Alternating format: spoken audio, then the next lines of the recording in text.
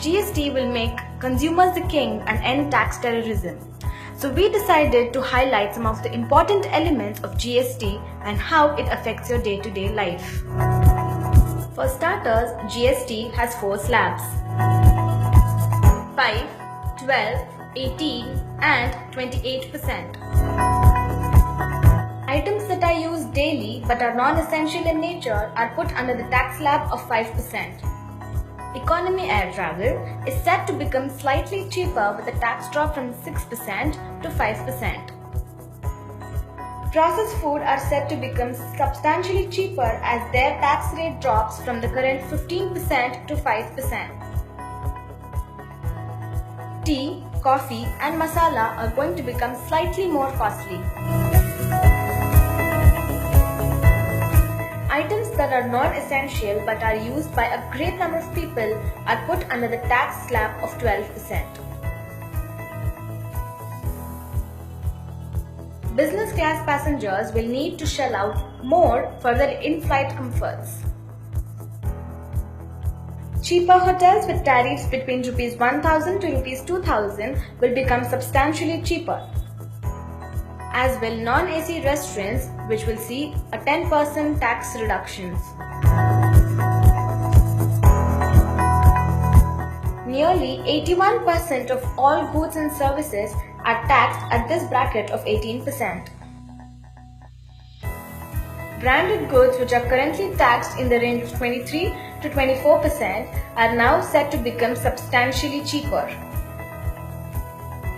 as are personal care products like toothpaste and soaps, which will see a drop in taxes by 6 to 10% depending on the product in question. The cinema experience too is set to become cheaper in most Indian states. Medium range hotels priced between Rs 2,000 to Rs 5,000 are also set to become cheaper. Insurance premiums and mobile charges are about to get a little more expensive.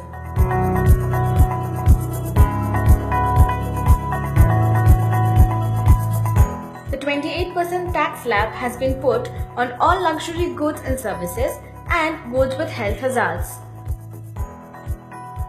Unlike their cheaper counterparts, luxury hotels are all set to become more expensive, as they have been put under the highest tax slab. Sin items like aerated drinks are set to become more expensive in most states. Tobacco is set to become substantially cheaper even though it's been put under the highest tax slab.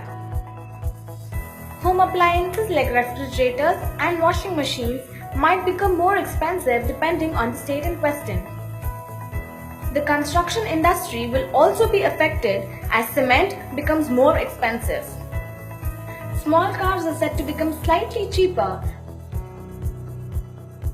while large cars are set to become substantially cheaper. There are also particular items exempt from the tax base. These include milk, cereals, meat, food grains like wheat and rice, Hajj Yatra, goods for puja, metro travel, education and healthcare. This new regime seeks to subsume all central indirect levies and state taxes to create a single pan-India market.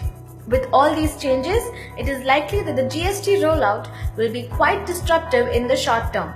Let us hope that the government can manage this better than the previous disruptions.